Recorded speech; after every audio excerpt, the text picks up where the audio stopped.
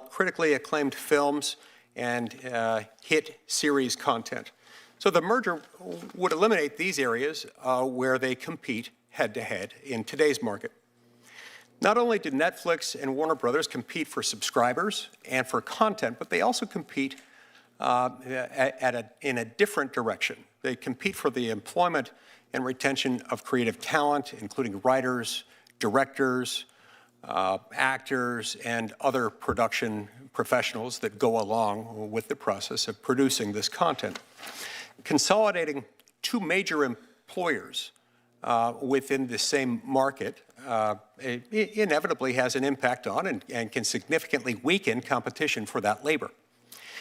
The Department of Justice and the Federal Trade Commission have made clear that monopsony power, which here refers to the potential power to suppress wages or limit professional opportunities, is a cognizable antitrust harm, separate and apart from any monopoly-focused concerns. The Department of Justice has demonstrated this when it successfully blocked, for example, Penguin Random House's attempted acquisition of a competitor, Simon & Schuster. Second, this merger raises potential vertical concerns. Netflix is the largest global streaming platform, wielding an enormous influence due to its size over what audiences watch through its proprietary recommendation algorithms. Warner Brothers controls a portfolio of film and television content for its part. So combining dominant distribution with additional premier content creates the classic risk of what we refer to as vertical foreclosure. The merged firm would have both the incentive and the ability to put rivals at a disadvantage. It could withhold marquee titles, it could raise licensing fees, it could favor its own content with recommendations. On a platform of Netflix's size and reach, even a small set of changes in visibility could impact competition. This deal also has potential downstream implications for movie theaters. Now, Warner Brothers is a central force in theatrical distribution, while Netflix is generally favored streaming over theatrical releases. This consolidation would increase incentives to divert major releases away from theaters to streaming only on Netflix. That would reduce consumer choice and threaten the viability of movie theaters. Now, these risks are amplified by data ownership. Netflix already, due to its innovation and investments in this area, has unmatched insight into viewer behavior. Combining that with the content library of Warner Brothers could further entrench Netflix's dominance and raise barriers to entry, make it harder for nascent competitors to enter the market and compete effectively.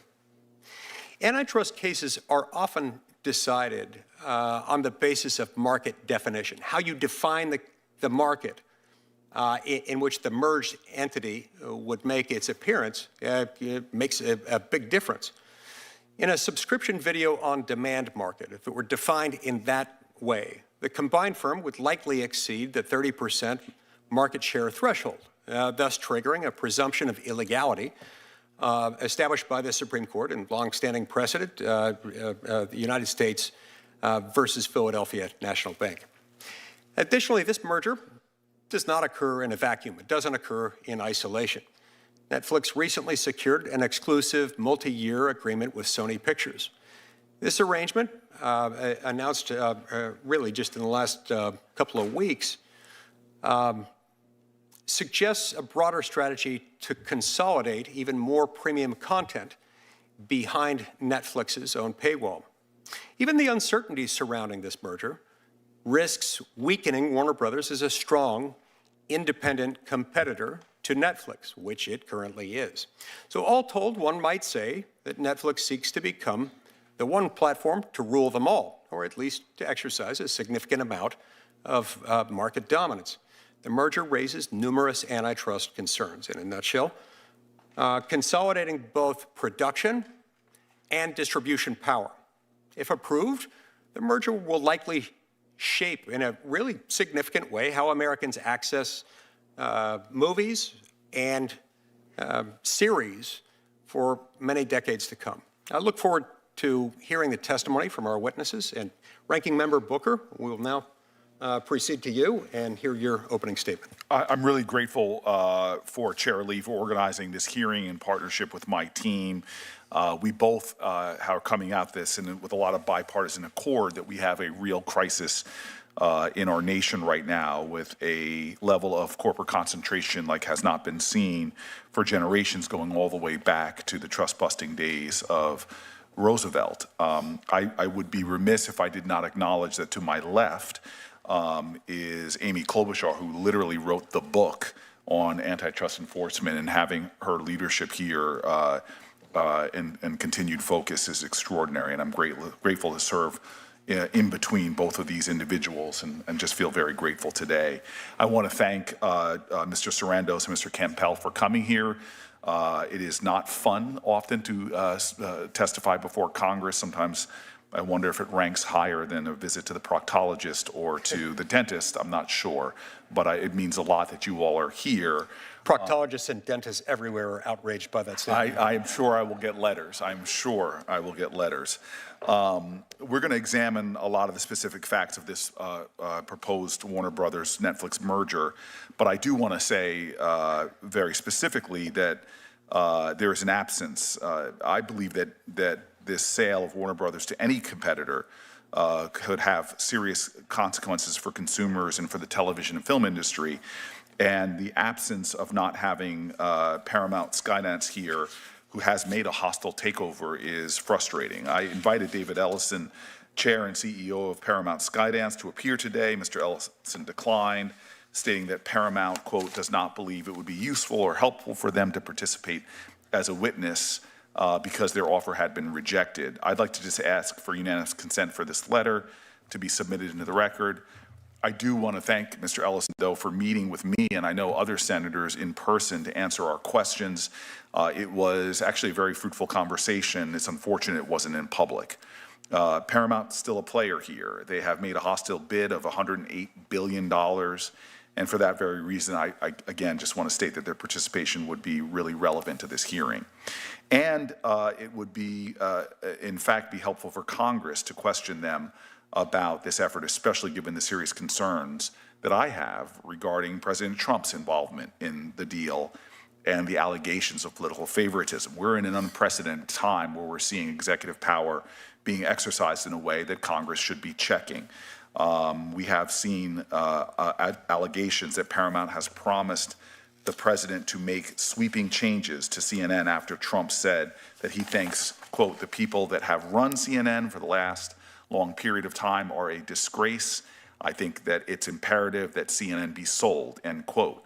Days after the Netflix Warner Brothers deal was announced, President Trump purchased $2 million in stocks and bonds in both Netflix and Warner Brothers. I think it's outrageous for any senator, any House member, or for the president or vice president for that matter, to be trading in individual stocks when they have extraordinary insider information and influence over policies that move corporate power. This is, again, another example of the corruption that is cancerously attacking our democracy. President Trump is using government power to reward allies, punish perceived enemies, and enable private enrichment at rates we have not seen before. While ordinary Americans are left paying higher prices, consumers are suffering, and money is siphoned off to the top, leaving families and workers worse off. And aside from the concerns of this administration's exploitation of antitrust enforcement, the acquisition of Warner Brothers Discovery by either Netflix or Paramount or any other competitor would result in concerning consolidation of a sector of our economy that has already been putting a squeeze on consumers and artists.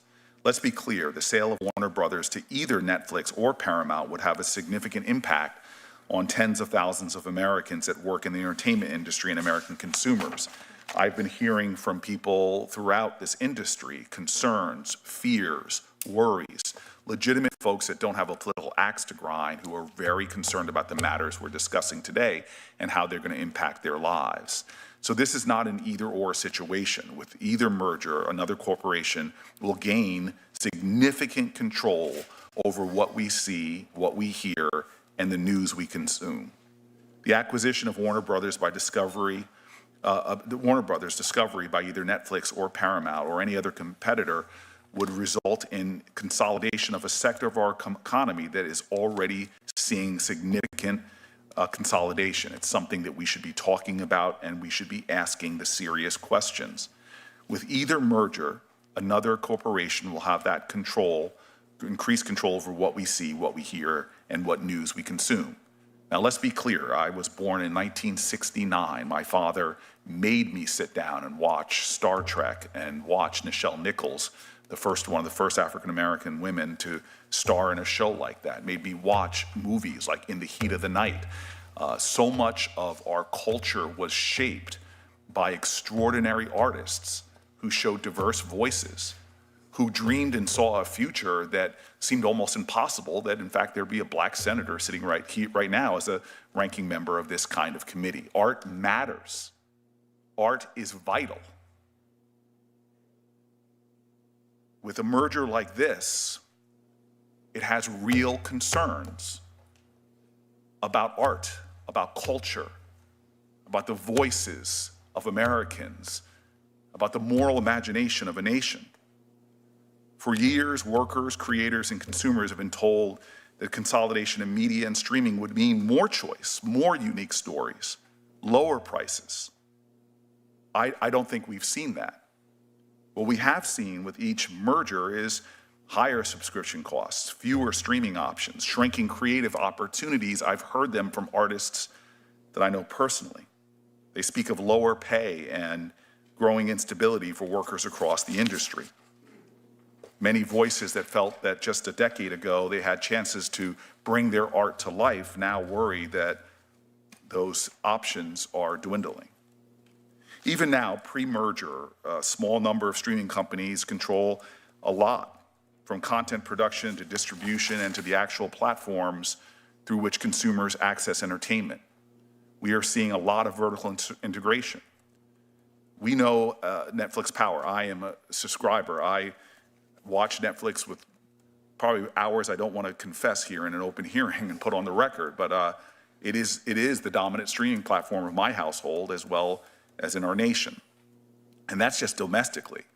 It has an extraordinary global scale and reach. Worldwide, they have over 325 million consumers, with their closest competitor, Disney Plus, with half of that at 130 million subscribers worldwide.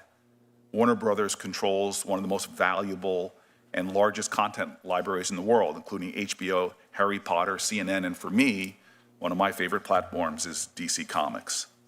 And the fact is that Netflix Warner Brothers transaction would consolidate the largest distribution platforms with one of the largest content producers, and that should raise questions that Americans should have answered. I have concerns about Netflix getting more power over consumers and leaving fewer alternatives and streaming platforms. I have concerns about startups and competition, and of course, as I've already stated, about the impact on artists and artistry in our country. I am angry about our antitrust laws, which have been ignored by Democrats and Republicans in the White House. I believe that we are now seeing consolidation that is screwing Americans from our farms to pharma. We are in a crisis in America.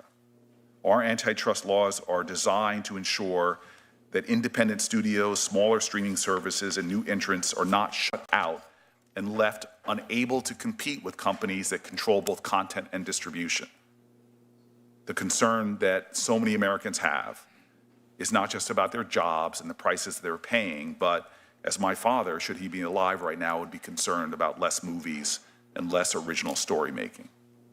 We have such a vibrant entertainment industry. We have an entertainment industry that's the envy of the world and in fact shapes the world. I want to make sure that everything we're doing is protecting what is so profoundly American: freedom, the fact that workers are treated fairly, that consumers have choice, that competition exists. I urge federal enforcers to review this merger fairly and without political bias, without a president bringing his personality and his political opportunism to bear. I think what the American people deserve is to see our laws, as conceived by previous generations, enforced justly and thoroughly. I look forward to hearing from the witnesses, and again, I thank them for being here. Thank you, Ranking Member Booker, and your what you offered will be admitted to the record without objection.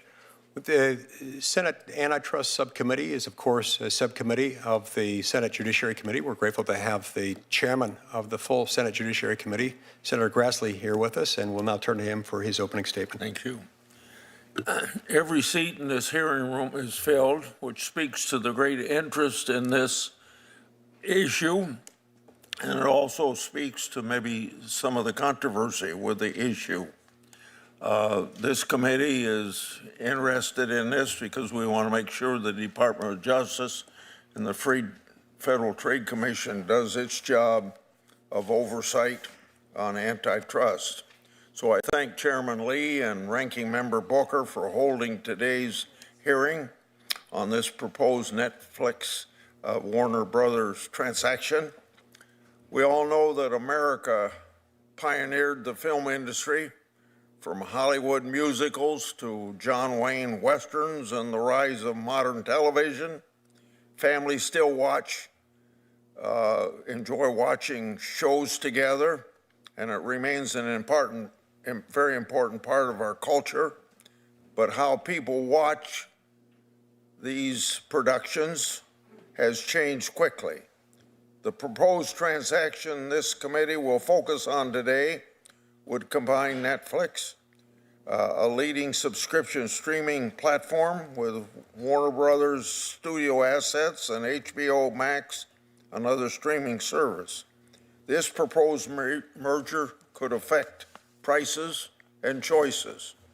Congress enacted the antitrust laws to protect competition and consumers.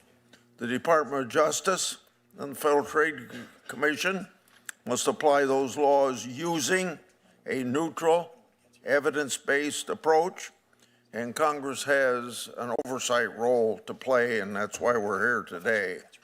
Opponents warn that this deal could reduce head-to-head competition in subscription streaming and lead to higher prices or less innovation. Families in my state of Iowa and across the country already juggle multiple subscriptions, and they deserve real competition that keeps prices in check. Opponents also caution that a combined firm could limit access to popular content, limit licensing options, and make it harder for rivals to emerge and compete. Theater owners worry about shorter release windows and fewer wide theatrical releases, which could harm neighborhood cinemas, those they employ, and affect local economies. Competition in this sector doesn't only depend on who has the most subscribers. High-quality franchisees and libraries can shape competition by affecting what rivals are able to license, and also affects what choices consumers ultimately have. Control of both a large platform and a deep library of films and shows can affect the bargaining power across the industry. So I say regulators ought to examine those dynamics very carefully. The companies will, of course, argue this transaction will improve quality, expand distribution, and create efficiencies that help them invest more in content. Those claims deserve fair scrutiny. Any claimed benefit must result from the merger itself, be verifiable, and likely make content available to more families.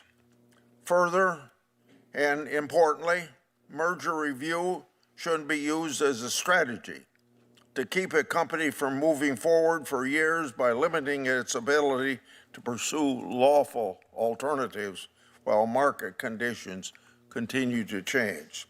So I encourage our antitrust regulators to carefully scrutinize this transaction to ensure that competition is not undermined and to make sure that consumers are protected. So I thank all the witnesses today for the testimony, and I look forward to the discussion. Thank you, Mr. Chairman. Thanks so much, Mr. Chairman. The Ranking Member Durbin, the Ranking Member on the Judiciary Committee, has a conflict. Will be here later, so we'll be able to hear from him in due course when he arrives. Now I'm going to introduce our two witnesses for today. We've got Mr. Ted Sarandos, who's the co-chairman and executive officer of Netflix, and we've got Mr. Bruce Campbell, the chief revenue and strategy officer at Warner Brothers Discovery. If the two witnesses will please rise and raise your right hand to be sworn in. Do you swear or affirm that the testimony you're about to give to the subcommittee will be the truth, the whole truth, and nothing but the truth, so help you God? Thank you. Let the record reflect that all witnesses answered in the affirmative, and thanks again for being here today. We'll now hear your opening statements. Mr. Sarandos, we'll start with you, and please begin with your opening statement. Thank you, Chairman Lee, Ranking Member Booker, members of the subcommittee. Really my honor to be here today. A combined Netflix and Warner Brothers will strengthen the American entertainment industry, preserve choice and value for consumers, and create opportunities for creators. I'm happy to answer all the questions about this deal. I thought it might be a little helpful to spend a few minutes to talk a bit about myself and about the company. I grew up in Phoenix, Arizona. I was the son of a union electrician and a stay-home mom. They were too young to have 5 kids, but they did, and the house was crazy. So I found a lot of comfort in front of screens, either ducking into the theater, get out of the Arizona heat, or parking myself in front of a TV, which I've did for an embarrassing amount of time. As a teenager, one of my first jobs was working in a local video store. And it was behind that counter that I learned so much about the importance of stories. I watched people roam around the store, reading the backs of boxes, desperately asking strangers for reviews, trying to figure out what to watch. And I figured out that I had a pretty good memory for these movies and these titles and these directors, and I could help people find movies they otherwise would have missed. And it felt great to help them. Home entertainment and the video store gave consumers value, choice, and control. But you had to do the distribution by yourself. You had to drive back and forth to the store. That experience started a chain of events for me that led me to Netflix, which at the time had a couple hundred employees and was stuffing envelopes and using the U.S. mail to send DVDs around the country. It solved the distribution burden for consumers, broadened choice, and deepened value. No matter where you lived, you had access to nearly every TV show and every movie ever made. But you had to stand around waiting by the mailbox to rent them and return them. So in the late 1990s, we saw how the internet was about to change entertainment as we know it today. So we built the technology to stream shows and films. Finally, fans had access to thousands of choices with total control of how and when to watch them, and at a tremendous value relative to TV. Over a decade ago, we began programming our own programming, like House of Cards and Stranger Things and The Crown, and movies like The Irishman and Marriage Story, Red Notice. Netflix productions have already created more than 155,000 American jobs, contributed $225 billion to the U.S. economy. We have filmed in all 50 states. While other media companies have been cutting back their content spending, we have increased ours. If you're wondering if we're in this for the long haul, we're spending $1 billion right now to transform the old Fort Monmouth military base in New Jersey into a state-of-the-art production facility, revitalizing the local economy there. We also export American stories to the world. About the only place you won't find Netflix is China, because they censor us and block us. With Warner Brothers, we're going to create more economic growth and create more value for consumers. Warner Brothers' assets are very different from ours. They have a century of iconic IP, they have a world-class theatrical distribution business, and their studios produce and license TV shows to other networks and other streamers. We plan to operate those businesses largely as they are today. Netflix and Warner Brothers both have streaming services, but they are very complementary. In fact, 80% of HBO Max subscribers also subscribe to Netflix. We will give consumers more content for less. So this is not a typical media merger where you end up with what's called the Noah's Ark problem, two of everything. We're buying a company that has assets that we do not, and we will keep investing in Warner Brothers. We will preserve one of the 5 major studios in Hollywood. We'll support theaters by releasing those movies with traditional 45-day windows. And we'll keep growing the American entertainment industry. Let's be clear, TV and film have never been more competitive than they are today. And this deal will not change that. Our goal is to win the moment of truth. That's when Americans sit in their couch, pick up their remote control, and decide what to watch. That's where we compete. Today, consumers can easily choose between broadcast and cable like CBS and so many other networks, and streamers like Netflix, Disney+, HBO Max, Peacock, Paramount+, Tubi.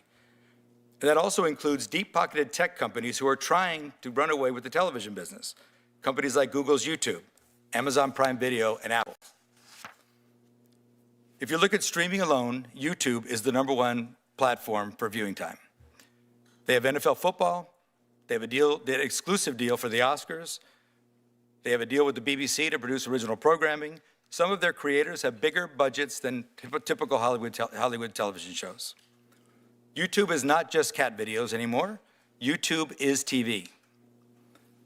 This explains why Netflix, with all of our success, are only about 9% of TV viewing time in the US. With Warner Brothers, we'll be about 10%. This deal keeps one of the most iconic Hollywood studios healthy and competitive. Warner and Netflix together will create value for consumers, more opportunities for the creative community, and more American jobs. Thank you so much, and I do look forward to your questions. Thank you, Mr. Sarandos. We'll turn now to Mr. Campbell. Chairman Lee, Ranking Member Booker, and members of the subcommittee. Thank you for the opportunity to appear before you today to discuss Warner Brothers Discovery and our decision to accept an offer to merge our studios and streaming business with Netflix, while continuing our previously planned separation of our news and sports television networks into a new company, Discovery Global. The iconic Warner Brothers studios have created some of the country's most recognizable television and film productions, from Citizen Kane to Minecraft. Just last month, our films received 30 Academy Award nominations, tying our own record for the most nominations set 2 decades ago. Discovery grew largely from the cable revolution of the 1980s, delivering a variety of content on cable networks such as the Discovery Channel, Animal Planet, Food Network, and HGTV. As the media landscape evolved over the past several decades, Discovery expanded its focus on digital media, delivering high-quality content across a range of platforms in addition to cable.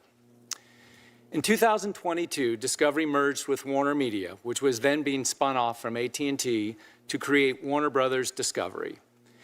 This history exemplifies the dramatic and dynamic changes we have experienced in the entertainment landscape over the past 100 years. Today, those changes are only accelerating as consumers access video content through numerous paid and ad-supported services. Consumers are experiencing a flood of options, including expanded social media platforms, digital and interactive games, and dozens of other entertainment options that compete for consumers' interest and attention. This increasingly complicated media landscape has also resulted in considerable consumer frustration. The abundance of streaming options has made it more challenging for consumers to find the content they want. Advertising revenue is also less stable due to marketplace changes such as the move to on-demand streaming services and the rise of social media. At Warner Brothers Discovery, we have continuously sought to innovate and respond to the changing marketplace. The 2022 merger gave us the ability to identify and align common business strategies. We found our alignment with our combined collection of sports, news, and other cable networks. And we saw a different collection of business opportunities with our studios and streaming business.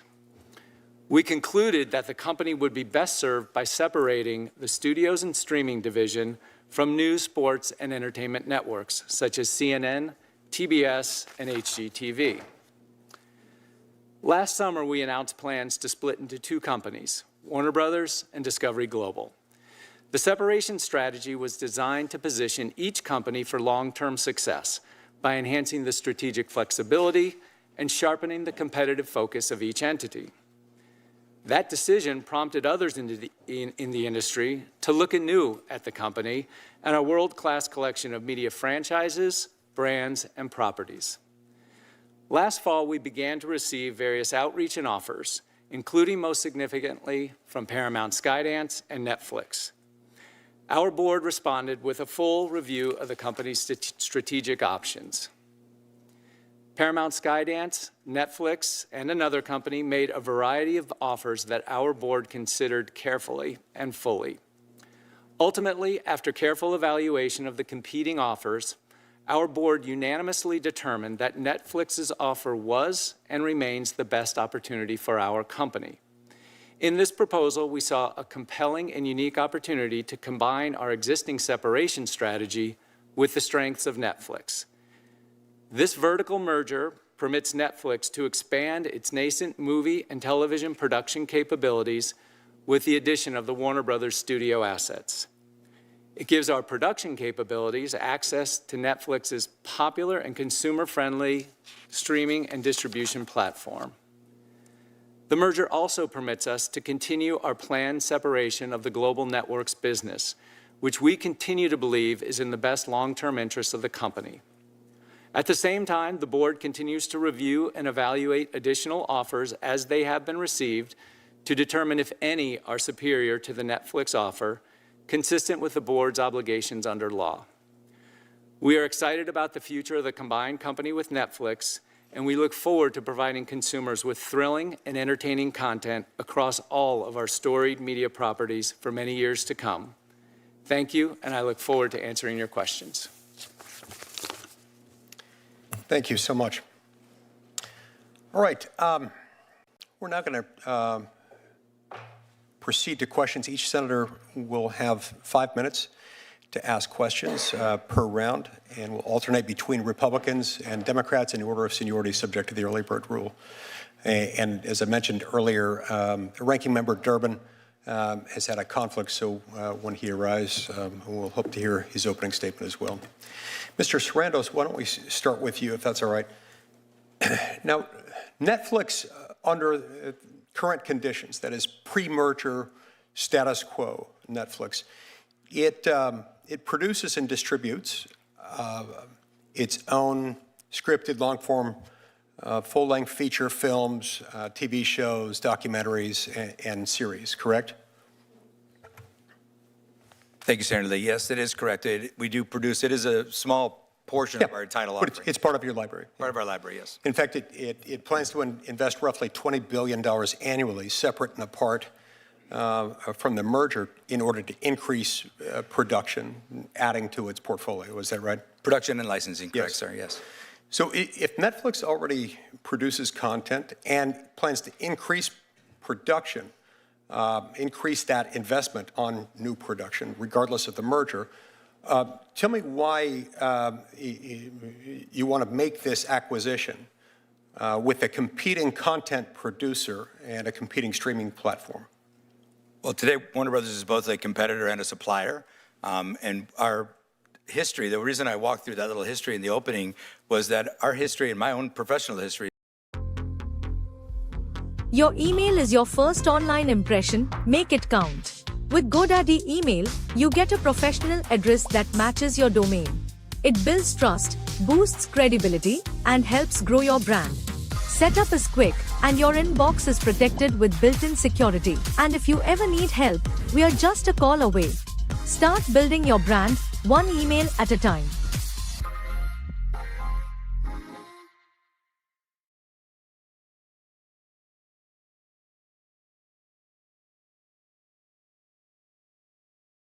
अगर मैं कहूं कि इस जनवरी आप health भी बचा सकते हो और पैसे भी, इसीलिए इस जनवरी 2026 अन्वेषण लेके आया है health reset sale, flat 30% off. Yes, Anveshan family, you will get flat 30% off traditional, clean और केमिकल फ्री प्रोडक्ट्स पर जिन पर आप कर सकते हो पूरा ट्रस्ट। तो इस साल एक काम पक्का करो कि हेल्थ को पहले रखो। Get your hands out of your pocket, अपने फेवरेट्स कार्ट में ऐड करो और उन पे पाओ exact 30% off. Let this new year start with the best offer. So don't wait, don't think twice and grab this offer अभी।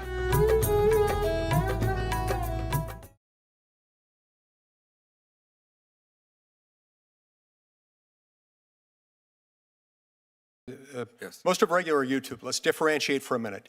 YouTube from YouTube TV, which is a different thing altogether. It's like a cable TV subscription. But YouTube, whether it's regular YouTube, streams free, doesn't require login credentials, doesn't require any subscription, unless you want to get YouTube Premium, which allows you to bypass the ads attached to the streaming device, in which case you've got to pay a fee and have subscriber login credentials for that. They're not in the same business. They're not producing the same thing. Sure, they produce content, they share advertising revenue with creators, but these are more like sort of end user creators producing shorter content, not full feature length films typically. Isn't that right? Well, Senator Lee, thank you. And I appreciate the complexity of all this, and I really can't speak to the inner workings of their model. It's not really that clear for folks. It's not that transparent. But you would agree that YouTube YouTube content is free as a default matter, and as a default matter, it doesn't require either a paid subscription or login credentials, right? Well, they are a subscription service that also has an ad-free and a subscription option, and it is the exact same content. And remember, when we talk about a competition, we're competing for the same content, we're competing for the same viewers, we're competing often for the same ad dollar, and sometimes it's the exact same programming. And in the case of YouTube creators themselves, this past weekend, a YouTube creator had a movie called The Iron Lung that put $17 million at the box office. Okay, and I don't doubt that they sometimes have feature-length films on there, but I'm struggling to grasp, to fully understand what you're saying about how it's the exact same content. Is this content that is produced with, I don't know, the involvement of the Screenwriters Guild, content that is produced typically in a studio? Where does most of the content on regular YouTube come from? Again, regular YouTube, not to be confused with YouTube TV. Correct. And I would point you to the comments of Neil, the CEO of YouTube, who just drew a point to the fact that YouTube creators are buying Hollywood studios and producing content at very competitive levels today, and he himself calls it TV. And I would say, what people also miss is about 50% of the engagement on YouTube today happens in the living room on a TV. I think people largely think of YouTube as a mobile device service, and it is 50% today and growing very fast on television. And for Netflix, a very small percentage of our content is ever watched on a mobile device. It's primarily on television. And on that screen, sir, it is a zero-sum game.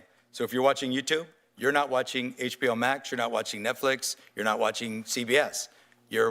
So that is why when we talk about competing for the moment of choice, competing for the viewer's attention, competing for the ad dollars, competing for the subscription dollars, it is all the same pool of content and all the same pool of viewers. Look, my time's expired, but just very briefly before we go to the next senator, I want to make sure that I understand what you're saying.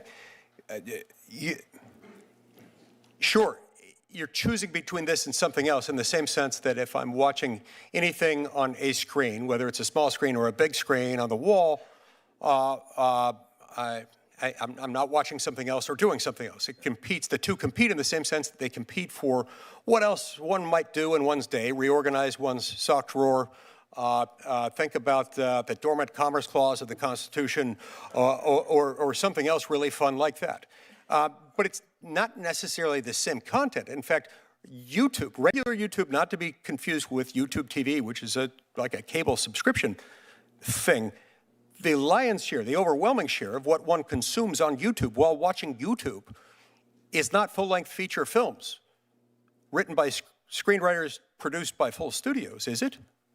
Are we okay on time for me to answer? Well, yeah, just answer quickly, and then we'll go to Senator Schiff. So the exact splits of what type of programming is seen on YouTube is not, again, there's no transparent reporting of the viewing, except for what shows up as a view count on YouTube, unlike the other counts. But I would tell you that it is increasingly the exact same programming, meaning if you did not watch Saturday Night Live on Saturday night, you probably watched it on Sunday morning on YouTube. Okay. The exact same show. I may want to get back to that in a subsequent round. Senator Schiff, you have the button. Thank you, Senator. Thank you, Chairman, and thank you, gentlemen, for being here. I appreciate the opportunity to hear from you. Mr. Campbell, let me start with you. Most of, I think, well, a lot of my concerns, whether it's this merger or the proposed Paramount merger, have to do with the impact on the workforce, impact on consumer choice and cost, among other things. Most of the media consolidation we have seen has not resulted in lower costs for consumers, but has resulted in a lot of layoffs and job losses. Do you think that will be the case here? That is, as a result of this merger, should we expect there'll be a round of layoffs, and how large?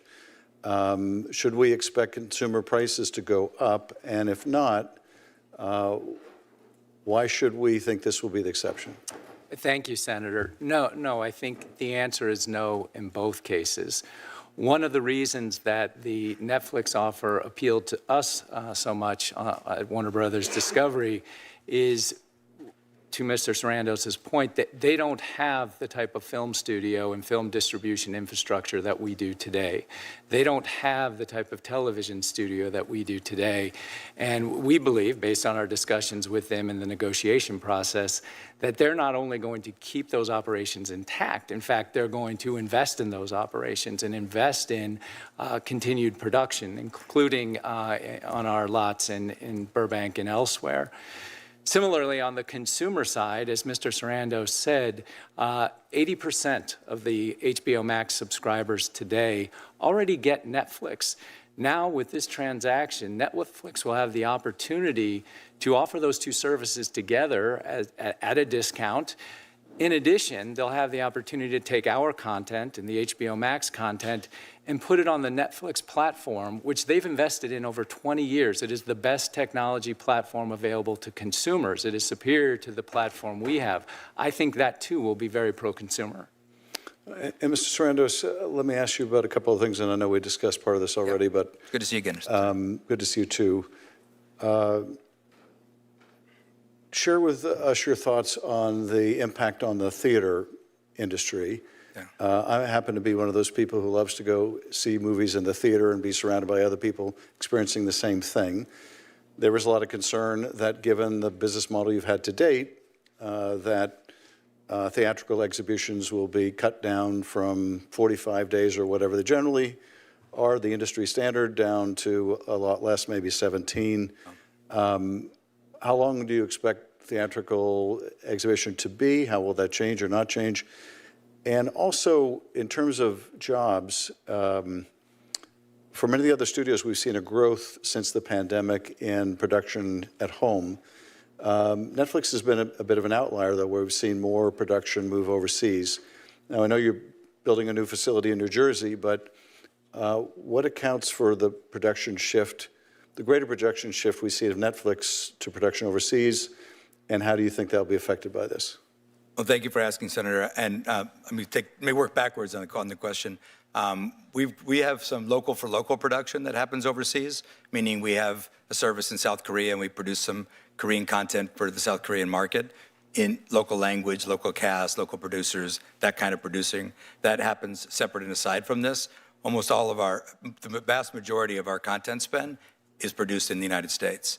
There's been many studios, including Disney, just recently moved all the Avenger movies to London.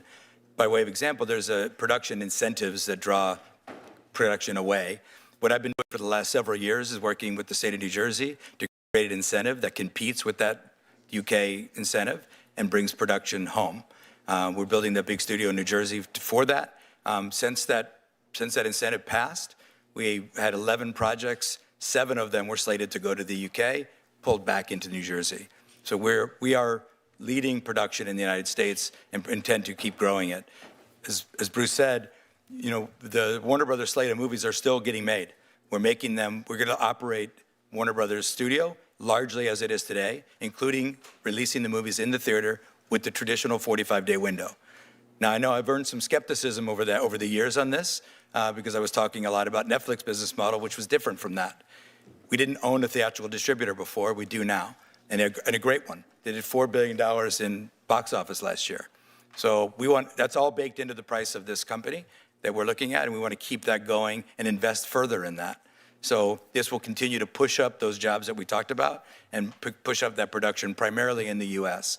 So this will keep the theater business intact. This will definitely keep production in the U.S. growing. I think what we've done in New Jersey is going to change the course of production in the U.S. completely. And I think other states will see the value of that as well. Well, this gives me a perfect final opportunity to do a little self-promotion, Mr. Chairman. I have a bill that would provide a film tax credit analogous to what's been driving film production overseas, that's offered in other countries, and would welcome anyone who would like to work together. Greatly support you on that, Senator. Thank you very much. Thank you, Senator Shipp. Senator Hawley. Thank you, Mr. Chairman, for calling this hearing. Welcome to the witnesses. Mr. Sarandos, if I could just start with you, let's continue to talk a little bit about the labor impacts here, if we could. How many U.S.-based employees does Netflix currently employ, do you know? About 10,000. What about in production roles? We built our band's website with Hostinger AI website builder. This is our electronic press kit. This is what shows people who we are. It's our personality. All of our merch that we have on our website, the hat logo, the stickers, the t-shirt, is all things that I just drew. Just had fun drawing. Thanks to Hostinger, we can actually sell them on our website. What's cool is that we get to just keep building it, and it's super easy to change things around if we get a new idea and want to slap a different background on it to give it a new personality. It's so easy, it's so fun. It's wicked simple to upload content and add new images, and it's all drag and drop. It's so easy, it's like bam! I've got a gas can, and it's full of fuel, made from all the secrets you bury beneath us. How I feel like a fool.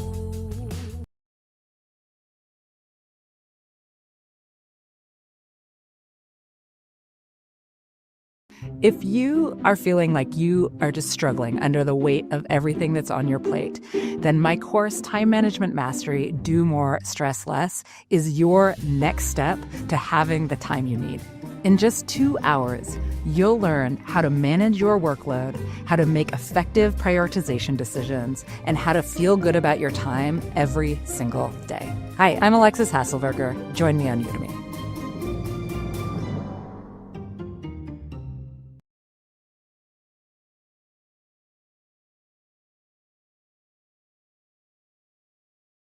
I will point out, sir, respectfully, that chart is Los Angeles. Yeah, but it is Los Angeles, but if you look at the data, it is reflective. This reflects all of U.S. production. U.S. production is not going up, right? But some of these jobs have moved. It's going down. Some of these jobs have moved to Yeah, but the overall numbers are going down, and this is exactly the concern of labor. And without objection, Mr. Chairman, I'd like to enter into a statement for the record from the Teamsters, who have major concerns about this deal, as does, frankly, pretty much every segment of labor, Mr. Sarandos. And what they all say is they're worried that you're going to cut residuals, which is effectively payments. You're going to cut production jobs. So let's just go through a few commitments here. Will you commit to using union labor for all domestic shoots? We do use union labor. Will you commit to using it in the future for all of your domestic shoots if this deal goes through? Senator Hawley, we do use, this is the most unionized industry in America, and we use union labor on all our production. And you're going to going forward. I'm looking for a commitment. You have my commitment. Will you commit to a 45-day or longer theatrical release window for major Warner Brothers films? Senator Hawley, I just said that I would do that under oath, so yes. Good. And will you commit to fairly compensating your workers in the industry with residual payments? Well, top of market payment has been Netflix's business philosophy since we started operating over 25 years listen, ago. What you have been routinely accused of compressing and reducing residuals, it's one of the biggest objections to labor to this deal. So let's see if you can lay that to rest today. Will you commit to full residuals? Senator Hawley, I would like to tell you this is a very complicated answer because we prepay. That's usually on the way to no. That's usually a way of saying no. So I'm looking for yes. Senator Hawley, I understand this is not a yes or no answer. It kind of is, though. It kind of isn't because, and we were going to sit down with the unions. You're disappointing me. Starting in the next few days, sir, we're sitting down with the unions for new contract talks that start actually in 3 days. That's a complicated, long no. I would really hope it would be yes. Okay, are you asking me to commit to residuals in the traditional form? Because I don't think that applies in many cases. That's why I'm getting there. All right. Well, I think you've got some work to do on that, Mr. Sarandos, and I would hope that you'd reconsider your position. Before my time expires, I want to ask you about something else related to children. Why is it that so much of Netflix content for children promotes a transgender ideology? Almost half of your content for children, I'm talking about minor children now, I'm not talking about teenagers, minor children, promotes a transgender ideology agenda. I was just looking at the data here from your various series. And what concerns me is just 2 days ago, a jury in New York awarded a former transitioner $2 million because she said that her psychologists and others pressured her into, they pushed on her an ideology that proved to be extremely detrimental. I'm sure you know that in the UK, the National Health Service in the UK has said that they're not going to perform transgender surgeries or any longer so-called gender-affirming care for minors, including in counseling, because it is so incredibly detrimental. Our own HHS has come forward with similar findings this past year, yet if you turn on Netflix, you'll find that an enormous amount, and I say this as a parent with 3 young children, an enormous amount of your children's programming has this ideology and agenda in it. Is this an advocacy position for Netflix? Is this an ideological commitment you have? I mean, why is this? Senator Hawley, Netflix has no political agenda of any kind. I would tell you that. Well, then why is your children's program so full of this highly sexualized, highly controversial agenda? I don't understand it. It seems strange to me. Respectfully, sir, it's because it's inaccurate. We have millions of hours of children's programming. You're saying it's not there. You don't have trans. You don't feature trans characters, trans storylines, trans themes. It's not in your programming. I'm saying we feature a wide variety of stories and programs to meet a wide variety of people's tastes. Why is almost half of it? Why does almost half of your children's program feature this highly controversial, highly sexualized material? That just seems strange to me. It can't possibly be a reflection of the population. Senator Hawley, I don't have any idea where that number would come from or what that would be. I don't believe that's been your personal experience, but I can't speak to that. Well, what do you mean you don't think it's been my personal experience? You don't think that I monitor what my children watch on your... Here's what I tell you what my personal experience is since you bring it up. My personal experience is that my 3 children, I can't let them watch anything they want on Netflix. I can't let them watch anything on Netflix unless I preview it, because I don't have confidence in what's on your platform. I don't know what they're going to encounter, and I tell you what, I don't want my kids being pushed an agenda about their sexuality or gender identity when I have not had the opportunity first to discuss it with them and to form them in that. And frankly, on behalf of parents around the country, it offends me that Netflix is pushing this content at parents in what seems to be a very coordinated, thought through, planned out agenda in a way that, frankly, I think undermines parents, certainly undermines me and my wife. We have to watch every show beforehand before we can let our kids watch it. Now, I don't know. That seems pretty concerning to me. I know you make a gob of money on it, and maybe that's the answer. But it just seems to me that it's a disservice to the parents of this country, particularly given what's happening with our youth on this subject. Senator, if I may answer, like I said, we have millions of hours of content on Netflix at any given time. We have state-of-the-art tools for you to manage those choices for your children and to block any title that you might be offended by for any reason. So we are parents at Netflix as well. We share all your concerns about raising kids and also the ability to raise them as you see fit in your household and anyone else's household as well. My concern is that you don't share my values or those of many other American parents, and you want the United States government to allow you to become one of the largest, if not the largest, streaming monopolist in the world. I think we ought to be concerned about what content you're promoting. Thank you, Mr. Chair. Thank you, Senator Hawley. Senator Booker would be next. He is deferred to Senator Welch. Thank you, Mr. Chairman. Thank you, gentlemen. Appreciate you being here. I think, Mr. Sarandos, when we met, I indicated to you the big concern I have is what's the impact on the creative community. Yes, sir. You know, if this merger goes through, you'll be huge, and the folks that are creating content will have to come to you, and it's hard to see how, with fewer outlets for a person who, or creators who have something special to present to the American people, if they have fewer options, it's going to suppress creative content. Can you address that? Absolutely. The best way to keep giving opportunity to creators is to make more content, make more productions. Netflix is leading the way in doing that. And I would say that into this merger, we intend to keep these operating entities operating exactly like they are today, with independent creative groups who do that buying. Meaning, this is, by the way, this is something rooted in something we started doing years ago at Netflix, is creating competitive buying teams inside of Netflix. So let's just say you're a writer, you bring a project to us, we have a family team, a comedy team, and a drama team. It's pretty unlikely that any project that comes in the door is absolutely any one of those three things. You can pitch it to all three teams, No, and one may pass and one may take it. You explain that. So, Yeah. But if I'm a creator, I come to you, you've got these teams, you want to get my content, but my options to go elsewhere after a merger diminish. And of course, there's been a wave of mergers in the entertainment industry preceding this proposed plan. You also have a business responsibility to Netflix to control cost. One of the ways you control cost is you pay me as a creator less. And me as a creator, if I have fewer places to go, there's less competition for you. Isn't that dynamic, like real and inevitable with this merger? As I said, so we're keeping every one of those buying entities open for business, meaning that if you don't sell your show to Netflix, you can sell that show to HBO. If you don't sell it to Netflix for feature film, you can sell it to Warner Brothers. And all four may want it, and it's very common in the business. I'm sure Bruce could talk to you about how CNN has bid against HBO for documentaries at Sundance Film Festival. Happens all the time. Everyone is focused on doing best by the consumer. Okay. And the way Let we me win ask- is to get the best product for the consumer. Thank you. I'll ask Mr. Campbell. What I understand is that the Writers Guild of America, after the Warner Brothers Discovery merger in 2022, the merged firm canceled and wrote off about $2 billion in content. That's true, right? After the merger, there was a significant write-off.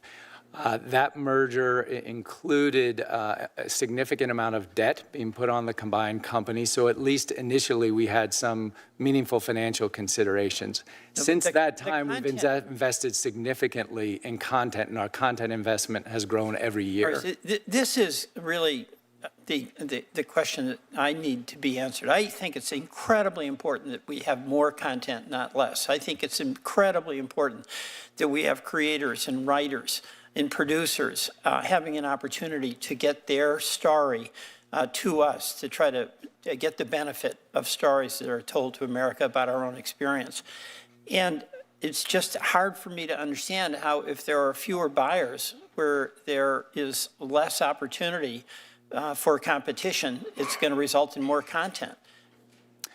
You're telling me I'm wrong? No, we know as a successful studio, both on the television and film side, the way you're successful is by convincing the creative community that if you come to your studio, you're going to get a fair shake.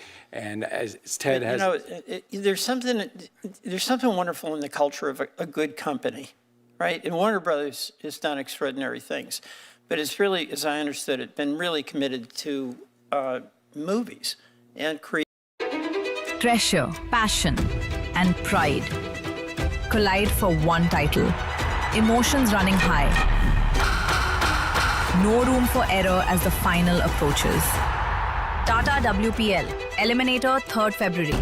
Final 5th February at 6:30 p.m. I'd like to explain that because, like I said earlier today, most media mergers have fared poorly. I agree. Mostly because one of two reasons. Either you have the Noah's Ark problem. You bought a company that has the exact same sets of assets that you do, so that's all you do is cut everything in half and look for the profit, squeeze it out. That's not what we're doing. We don't have any of these assets that we're buying from Warner Brothers. The other problem usually is a company that doesn't have particular expertise in that business, and they wind up just sucking cash out instead of putting cash in. We have a particular expertise in this business, and we have a strong, healthy balance sheet to keep investing in this business. Now, it is different from previous media mergers, I know that.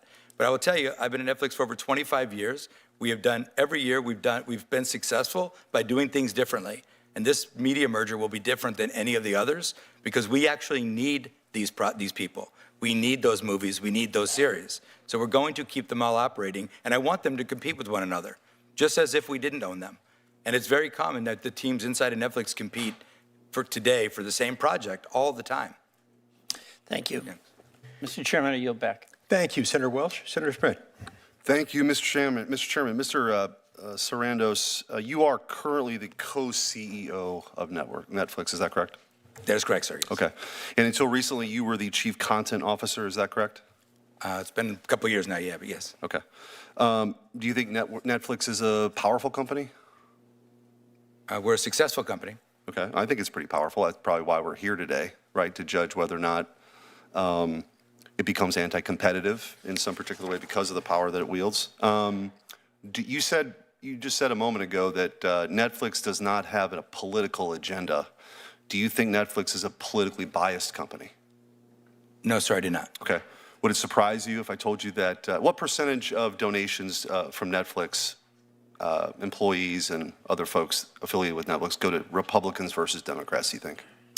I saw a number published a while ago. It's very high Democrat. Like 99%? Could be, yeah. Yeah. That seems pretty high. Do you think that indicates any kind of bias by the company? Sir, Netflix doesn't have a political giving arm. It does not have, we don't have an active PAC. We don't influence our employees to do anything, and our employees can support issues and candidates at their will. Okay. On June 20th, 2020, on its X page, Netflix posted a video titled, quote, "To my white friends, guilt, shame, embarrassment," end quote, and saying, quote, "We need to do everything in our power to amplify that message." Do you stand by that statement? I have no recall of that statement at all. Okay, I just read it to you. Do you have an opinion about it? I don't have any idea what context it's in or anything. It Okay. sounds, In the sounds wake like in the wake of the George Floyd riots on June 20th, Netflix posted on its page, "To my white friends, guilt, shame, embarrassment." What does that mean? I think that is an uncharacteristic post that I'm deeply regret if that got posted that way. Okay, well, it did. Netflix also said on May 30th, "To be silent is to be complicit." Okay, I was just reading you some things that Netflix posted at the time. So you don't stand by that statement then? As I said, sir, we have no political agenda. Posting something like that would be quite political, but Right, I would agree. Yes, I would agree and I would say, I hope that wouldn't happen again. Okay. Netflix also said on June 10th, 2020, that to implement the BLM, the Black Lives Matter agenda, Netflix understood, quote, that our commitment to true systemic change will take time. Do you still think that takes time? Are you still actively engaged in this effort? Again, so we're not engaged in political efforts like that. Okay. Any longer? You're not, you were, but you're not now? I can't think of a period of time. Okay. I think of the time you're talking about was quite a volatile time for many companies. I think a lot of people said things they regret then. I'm just trying to figure out if they actually regret it or not. I'm not going to get into your quotes on DEI, but it seems that both you and Netflix both have made a habit of promoting DEI and wokeness. I'll just give a few examples. Netflix content is synonymous for the modern phenomenon of race swapping, both historical and real and fictional characters. Just a few examples. Netflix made Black Vikings. Netflix changed Cleopatra from Macedonian to black. Achilles changed from Greek to black. Netflix overtly sexualizes children in its Cuties film related to preteen girls. You mentioned earlier that you can block for titles.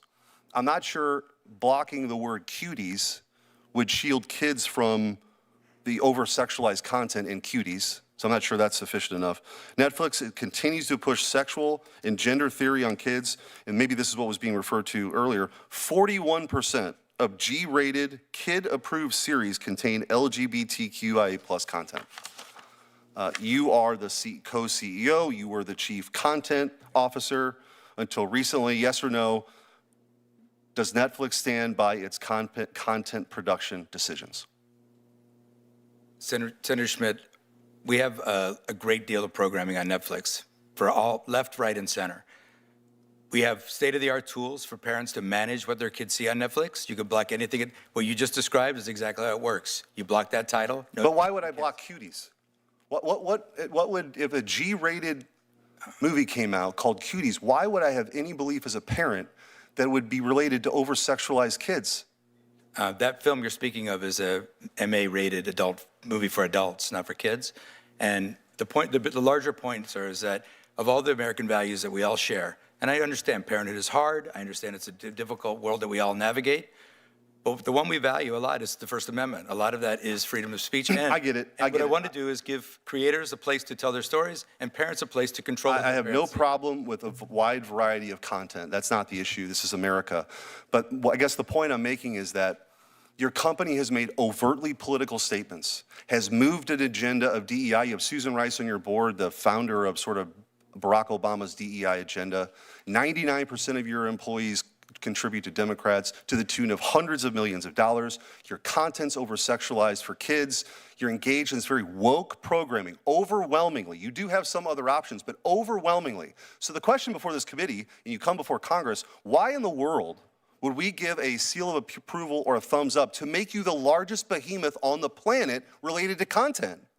It seems as though you have engaged in creating not only a monopoly of content potentially, but the wokest content in the history of the world.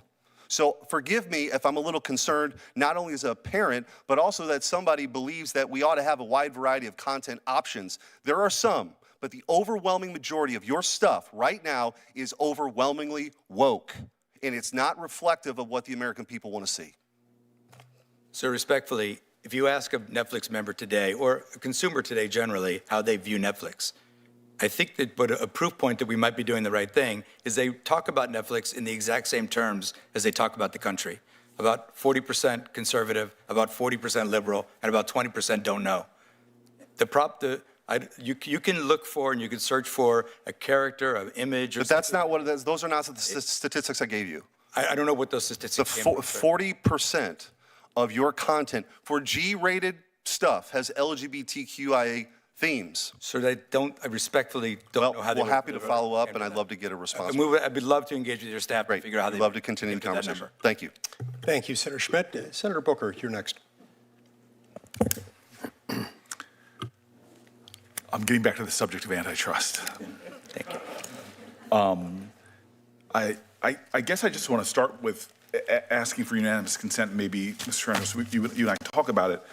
I just want to enter into the record statements and letters from stakeholders in the entertainment industry, from a lot of respected groups that believe they'd be harmed by this merger, and they include Cinema United, the largest trade organization in the world representing exhibitors and the owners of movie theaters, a statement from the Future Film Coalition, a national alliance representing filmmakers, producers, distributors, and other impacted workers, a letter from the National Hispanic Media Coalition, Committee for the First Amendment, Writers Guild of America West, and other orgs that are opposed to this Warner Brothers acquisition by either Netflix or Paramount, and a letter from the International Documentary Association opposing any consolidation between major studios in Hollywood, as well, finally, as a letter from the American Economic Liberties Project urging the state attorneys general to block the proposed anti-competitive Netflix Warner Brothers Discovery transition. Chairman, can I introduce these to the record? It'll be admitted to the record without objection. And I guess my first question would be, why such a universal set of concerns, if not fears, that organizations who represent theater companies, who represent artists, who represent producers and directors, it seems pretty universal to me that people have a level of sophistication more than any senators about your industry seem to be really concerned. Could you shed some light on that? Yeah, I would have to start, Senator, with the fact that the industry has been under attack for 5 years now. The pandemic, a prolonged strike, production downturn for companies trying to squeeze more profits out of their businesses. Now, we've not been doing that, and we got through the strikes, and we got through the pandemic, and keep producing and keep growing. But anytime there's change, the parties that you just discussed get nervous, and rightfully so. They need to know that people are looking out for them, and we are looking out for them. I mentioned in the theaters, I have been asked to give a blood oath about the 45-day window. I think giving my testimony to you under oath is good enough. And I've known you personally for a long time, and to be a person of integrity. But I've heard more companies come before this body and make promises pre-merger that so many of them don't follow up. So let me just I would also add, Senator, if you don't mind, we have a long operating history of operating the way we do. So I think we could point to our track record of expansion and growth and more and adding more value to consumers. So if I may ask a direct question, then will this be a fully exclusive 45-day theatrical window? Fully exclusive to theaters, yes. And will this be self-enforced? In other words, if you fall short of that? That is the industry. It is the industry standard for self-enforcement. However, routinely, movies that underperform, the window moves a little bit. And Superman was a little shorter window, and Sinners was a little longer window, but they still could refer to it as a 45-day window. And so I guess the trend right now, though, is away from the theater experience. We are seeing a crisis of community in general in America. Theaters used to be, along with other great American sort of institutional experiences that brought people together across backgrounds, sitting in the theater. You and I both grew up with that in a way that I think is a cherished reality. But unfortunately, we're seeing market forces which control companies that are beholden to shareholder profits. We seem to have elevated that form of capitalism when companies in the past used to have many different stakeholders. But you all are a company that's beholden to your shareholders, and doesn't that mean that the forces that are moving against theaters, why we're seeing so many closures of theaters, would be affecting your decisions as well? No, actually, no. And in fact, now that we are in the theatrical business, we want to win in the theatrical business. We want to make movies that people care enough to go out and see. In fact, in the last couple of weeks, we've done things like we put the finale of Stranger Things in theaters around the country the weekend it came on Netflix, and thousands of people, thousands of sold-out shows, revitalized the theater business for what was otherwise going to be a soft weekend. We've done it in the past with these events. We've released our movies with the independent theater owners over the years all the time. And I think now that this is going to be part of our business, we're going to treat it as importantly as every other part of our business and win. And you do that by making movies that people care about and go out to do. I think Warner Brothers did an exceptional job of that this year. And they did $4 billion at the box office, which is one of the reasons why this company costs so much to buy. So we want to keep that going and actually improve and build on it.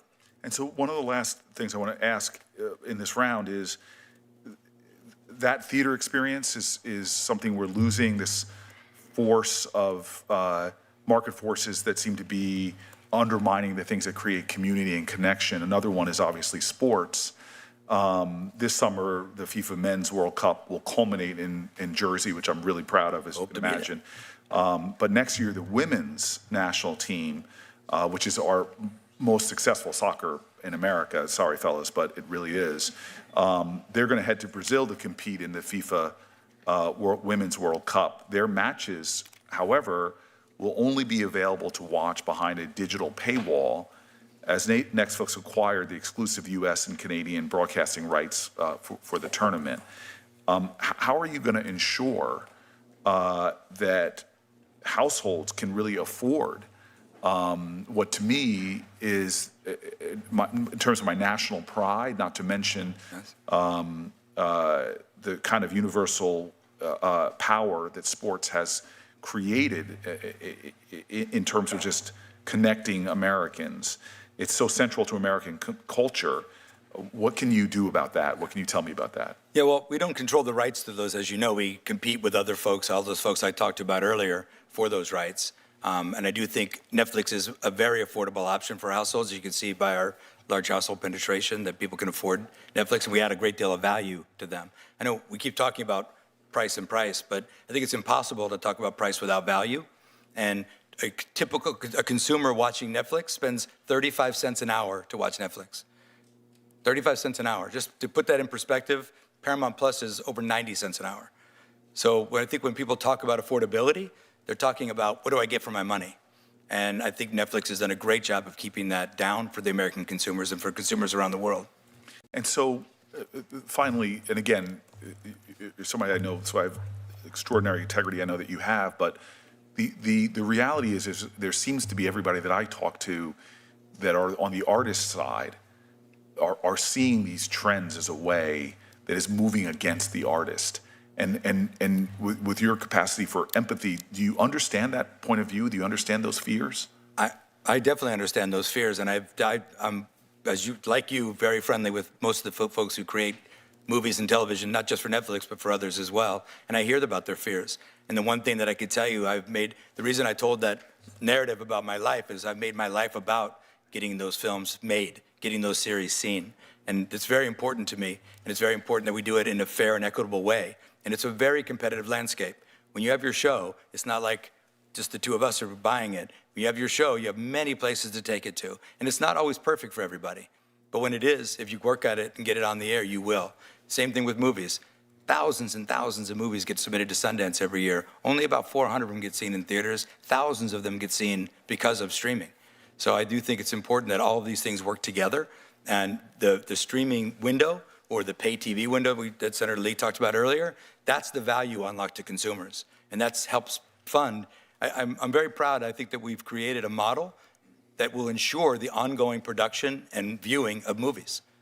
That's what I'm most proud of. Thank you, Mr. Chairman. Thanks, Senator Booker. Senator Moody, you're next. Thank you, Chairman Lee, for holding this hearing, and thank you for our witnesses for being here today. You know, I think when there was an aside comment, like, let me get back to antitrust, as if the concerns that were raised because we'll have fewer players in this market is not something that's related to antitrust. Indeed, antitrust laws were created to ensure that there's meaningful competition to protect consumers, correct? Correct. And some of the issues raised by parents, both parents, young children in school, I'm a parent, young child in school, a lot of those concerns came up because more and more and more of the content that was produced or made available through your streaming service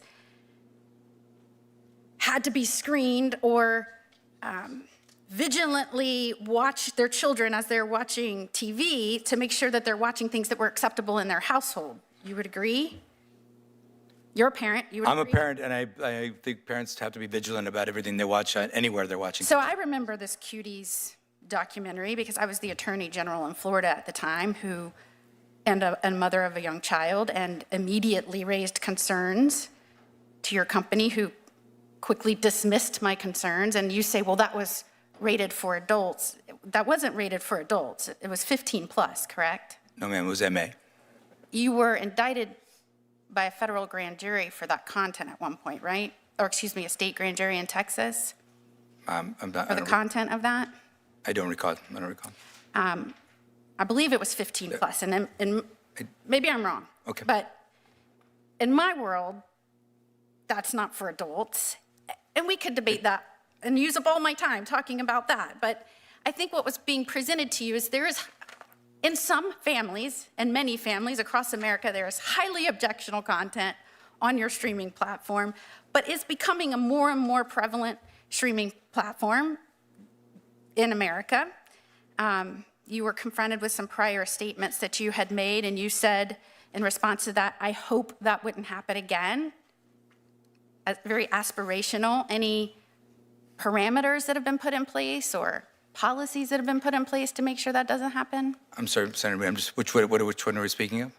The previous? numerous statements that were put forth by Netflix. Sure, what I said. You said, these are so. I hope that wouldn't happen again, as if just by a wish and a prayer, it will never happen again. But are there policies in place that would prevent statements like that? There are policies in place. Our social media postings are not a place for politics. Our business intent is to entertain the world.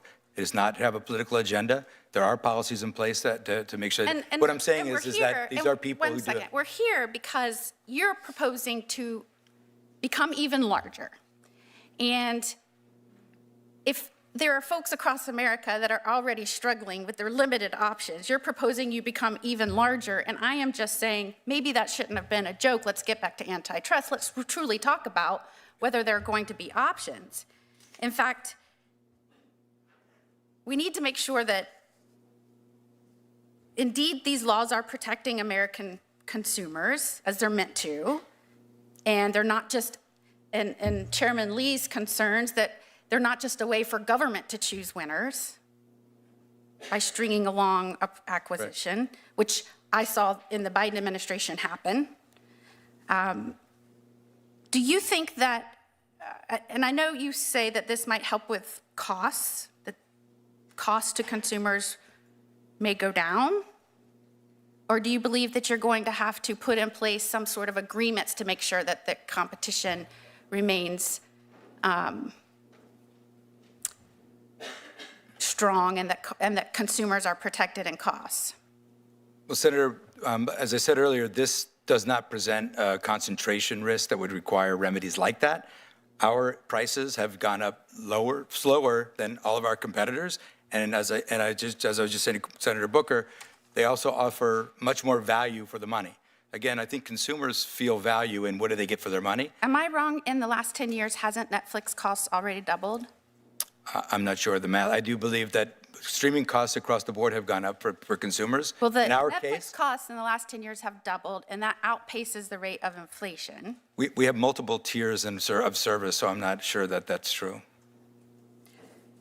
Are there guardrails that you're proposing that might ensure that this merger doesn't increase prices to consumers? I mean, like I said, we don't believe that this merger represents any concentration risk. We are speaking actively with DOJ right now on the process, and it's still pretty early in that process. Thank you, Chairman. Thanks, Senator Mooney. Senator Klobuchar, you're up next. Thank you, Mr. Chairman. There's another spotlight hearing with the brothers of Renee Good, and that's why I've been going back and forth, so I appreciate your understanding. So I think everyone knows I've had long-time concerns about competition, and anytime the biggest player in the industry seeks to get bigger, there is concern for consumers. Netflix has been noted as the most popular streaming service in the U.S., and through this acquisition, it would take over the rival streaming service HBO Max, potentially giving it power to further increase prices. What incentives will exist, Mr. Sarandos, for Netflix to ensure streaming remains affordable for consumers and to produce more content? First of all, thank you so much, Senator. Good to see you. I'll tell you the incentive is the business model that we've created. We've built on improving the value proposition for consumers. Whenever we come back and ask for a little more money, it's because we've given them a lot more value. And that's the dynamic I talked to you about, this price per hour of viewing being a third of some of the other services that are available. And I think people see that value in the engagement that they see. They have to really love what they're watching, and thank goodness we're doing a good job at that. Mm-hmm. So last year, Netflix raised its subscription prices while continuing to add subscribers. And I'm just concerned by combining, there would be even more incentive to do that. Well, I think we can only do that if the consumer sees the value. We are a one-click cancel. So if at any point the consumer says that's too much for what I'm getting, they could just, with one click of the button, cancel Netflix. So that whole process of being able to fund more entertainment for consumers, you have to do it in perfect harmony. Okay. Mr. Campbell, CNN, I think we need more independent and diverse sources of news, not less. The 24/7 nature of CNN allows people to immediately get news. And while Warner Brothers Discovery's linear television assets, including CNN, aren't part of this transaction, it's vital that CNN remain a viable, independent source of news moving forward. What are your plans for CNN as part of a standalone entity, and how will you ensure that consumers retain CNN as an independent, reliable source of news? Yes, so one of the benefits of this transaction is prior to completing the deal with Netflix, our global networks business will be spun out. CNN, both its linear and digital businesses, will be part of that entity. In fact, it will be a centerpiece of the offering. CNN is one of our most popular cable channels. It's important for advertising, it's important for distribution, and certainly it's important for consumers and their access to independent news. So it will be part of that independent company. It will have its own leadership team separate from what will be the merged Netflix and Warner Brothers Discovery company, and it will continue to have its own independent editorial policy and independent newsroom. And do you think Warner Brothers, given all of the success, last year earning more than $4 billion globally, with movies like Minecraft movies, Superman, Sinners, not to give you advertisements here. Do you believe that Warner Brothers Studios and streaming would be a profitable business as a standalone entity? We are a profitable studio. We've had great success. This movie studio business goes up and down every year. And as I mentioned in my opening statements, we didn't necessarily set out to sell that business. Our goal was to separate the two companies because they have very different business models. It was only when we got the inbound interest that we looked at our strategic options. Certainly, under Netflix leadership, I think there's an even greater opportunity for that Warner Brothers business to grow. I know that Ted and his team are committed to continuing to invest in the great content there. So yes, we're profitable today, but I think there's an even better business with Netflix. Mr. Sarandos, just to turn, I know some of my colleagues asked about theaters, which I'm concerned about. I think it's a very important part of our, of places to gather and see movies together. And Mr. Sarandos, iconic films have been made all over the U.S. In Minnesota, I'm sure you'll take note that the Coen brothers' Fargo to Disney's Mighty Ducks to, of course, Grumpy Old Men were made in Minnesota. A beautiful place. Yeah, but we could do better. And so we have seen more and more production of movies shift overseas. And while announcing its planned acquisition of Warner Brothers, Netflix said the deal would, quote, significantly expand U.S. production capacity and continue to grow investment in original content over the long term. Could you talk about the effect this is going to have on film production in the U.S. And what will happen here? Senator, we believe that this deal will make it possible for us to expand what was Warner's output and what we know were the already planned Netflix output to continue to produce. And we produce primarily in the United States. Most of what we make outside of the United States is local language, local production for local audiences. And some of the incentives that we were able to work on with Governor Murphy in New Jersey have made it so it's so competitive to film in New Jersey that there's no reason to go overseas for a film production, not just Netflix, but for others. So I think we're very vested in creating more American jobs, keeping production in America. I think that we do this better than anyone else in the world, tell stories to the rest of the world, and we want to keep investing in it. Okay, last words, I won't ask a question, but just the importance of a thorough antitrust review of this major mega merger. I continue to believe that we need to update our laws. That's the Calera bill that I have introduced, the Competition Antitrust Law Enforcement Reform Act, just because I think major mega mergers like this should be held to the burden of, do they actually hurt competition or not? And I think that would be a much better way to run things in a capitalist society that believes in the marketplace. But I appreciate both of you coming before us. Thank you. Thank you, Senator. Thanks, Senator Klobuchar. Senator Cruz. Thank you. I want to start by having the record reflect that I'm amazed Senator Klobuchar managed to reference the terrific movie Grumpy Old Men. Well, it sort of is relevant to our workplace. Without making a very obvious and I point. thought of saying that, but I chose not to, but now I did. You had the hanging punchline, and Amy, I needed you to finish it because it does, in fact, describe our place of work. See how stories unite us? Cruz can use a movie quote from literally anything to match any situation. It's one of his superpowers. That's inconceivable. All right. This is an $83 billion merger. It's a big deal. Entertainment matters. Content matters. Mr. Sarandos, how many subscribers does Netflix have in the United States? Around 86,000, 86 million, sorry.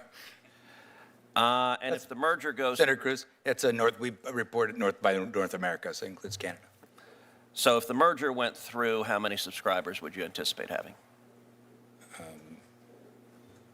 What's the growth of HBO Max? What's your last number? Yeah, well, we don't publicly disclose our HBO number, but the HBO subscribers in the U.S. are roughly 50 million. But remember, 80% of those subscribers already subscribe to Netflix, so there's significant overlap there. So if you're at 90 million now with Netflix, by any measure, you'd be north of 100 million, depending on the overlap.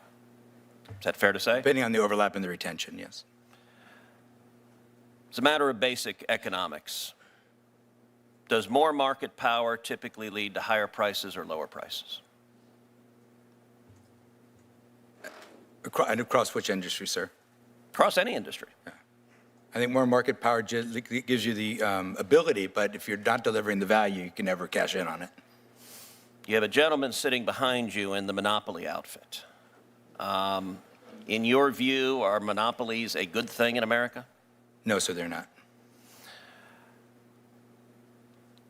Should the American people be concerned about a monopoly in entertainment and streaming? Just to be clear, while monopolies are not good, we are nowhere near dominant, let alone a monopoly. We have 9% market share that will grow to 10. If you wanted to contort yourself... Well, but that's defining the market the way you want, and obviously an antitrust assessment, the market definition is critical. In the streaming market, paid subscription streaming, what % do you have of the market? For us, that would be kind of a fantasy construct. Okay, so you don't want to answer that? No, I'm just saying, if you take YouTube out of the picture, which is the one that you see that people think is controversial, we'd be about 18% plus 3% of about 21%. So another aspect of this merger that I think is raising significant concerns, which is an ideological aspect. Would you agree there's a difference between entertainment and propaganda? Yes, sir. I and many others on this committee have been concerned for a long time about censorship in the media, and censorship in Hollywood. There already seems to be only one acceptable political view. Actually, I want to ask, did either of y'all watch the Grammys this week? I did not. Just the tail end of it. One simple question. Are we right now on stolen land? I have no idea the history of this land, where we're sitting today. Nor do I, Senator. So that speaks volumes that neither of you are willing to say, hell no, we're not on stolen land. And I will say at the Grammys, when you see an entertainer say, nobody is illegal while we're on stolen land, and then you see entertainers leap to their feet clapping so excitedly at the notion that America is fundamentally illegitimate, it starts to convey that the entertainment world is deeply corrupt. And I will point out that same singer who says no one is illegal on stolen land promptly went back to her $14 million mansion, and somehow that stolen land she wasn't concerned about, just the United States of America. Look, Netflix has long been a left-wing company. Your founder, Reed Hastings, is one of the biggest Democrat donors in the country, including giving millions recently to the massive gerrymander in California, making it one of the most gerrymandered states in the union, because your founder desperately wants a Democrat House of Representatives. Susan Rice from the Obama White House is on your board of directors. You guys gave $50 million to the Obamas, as far as I can tell, to produce no discernible content whatsoever. How would you tell a Texan sitting at home to feel comfortable? CNN is already a dumpster fire. There's nothing resembling objectivity. There's nothing resembling journalism anymore. How are people at home, how should they feel even remotely confident that if this merger happens, the combined entity would not simply be a propaganda outlet pushing one particular political view with much greater market power than you have now? Well, sir, we would fail. We would fail pushing a political view or propaganda. We deliver entertainment to consumers. Our consumers see our business pretty much the way they see America. About 40% conservative, about 40% liberal, about 20% don't know. And but when they turn on TV, they're tuned in to be entertained. And if we fail to entertain them by trying to promote propaganda or anything other than entertainment, we fail. Mr. Campbell, same question to you. We see the world very similar.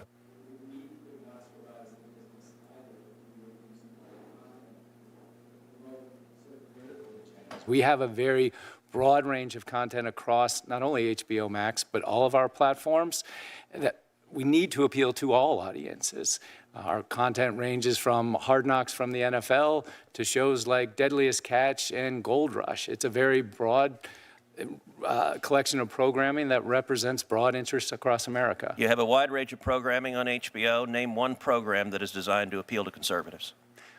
We don't design our programming to appeal to I can think of a lot that are designed to go to liberals. Name one. None of our shows are designed to go to any political group. They're designed to appeal to. Really, John Oliver's not designed to appeal to a certain group? It's a program for which there's. You just said none of your program is. Look, let me ask you, do you think CNN is fair and balanced? I do believe CNN is a fair. So when CNN showed riots and fires behind them, and you put a chyron, mostly peaceful but fiery protest, was that journalism? Sir, I'm not involved with CNN, and in fact, they're not part of this transaction, but they have an independent editorial board, they have independent news gathering. We don't direct. They have no independence other than hating Donald Trump, which is why their viewership numbers have plummeted, because they don't actually report news. They instead engage in very biased propaganda. And I will say, the truest words you said a minute ago is when you said with respect to Mr. Sarandos, well, he and I see the world in very much the same way. That is exactly the problem, that in the world of journalism, it should not be propaganda. In the world of entertainment, there is a reason why entertainers who are even slightly right of center get blackballed in Hollywood, writers get blackballed in Hollywood, actors get blackballed in Hollywood. And I've heard nothing today to give me any confidence that this merger would do anything other than make that problem much, much worse. Thank you. Thank you very much, Senator Cruz. All right, Mr. Campbell, I want to go to you for a moment. Warner Brothers, on its official YouTube channel description, lists a few things in terms of its offering. It invites viewers to subscribe for what it describes as follows, quote, movie trailers, clips, and featurettes. But it doesn't say anything in there about full feature-length movies or television series, correct? We provide a significant amount of content to YouTube, including produced shorts. We have television, children's programming. We do not license feature films, no. Okay. So, there are some of those things on there, but you would say that's a smaller percentage, likely in the low single digits for Warner Brothers? Oh, it's hundreds of hours of programming that we provide. Oh, no, I don't doubt that. But in the broad scheme of things, in terms of all the content that is displayed through YouTube, it's a small portion, right? I mean, that's not your bread and butter for YouTube. It's not the bread and butter for this. It's a small portion, but it's an important platform for us, yes. Okay. All right. This is good to know. Now, let's. Existence of trans people. Yeah. Now, we're not going to do that. You're free to be here. I was worried, by the way, when Ted was suggesting it was a costume. I had this brief moment. What if it's not a costume? What if that's just the way he dresses? But it's not. After the merger. Let's assume for a minute that the merger is consummated, that it doesn't encounter any hiccups, it isn't blocked by mergers or by some other event. Post-merger, imagine that world. Netflix would control Warner Brothers' film and television content library, correct? Correct. Yeah. Netflix, at that point, could choose to do with it what it wants. So despite present intentions, I mean, you're the co-CEO of one of the most successful companies in American history, not just in history, but not just today, but ever.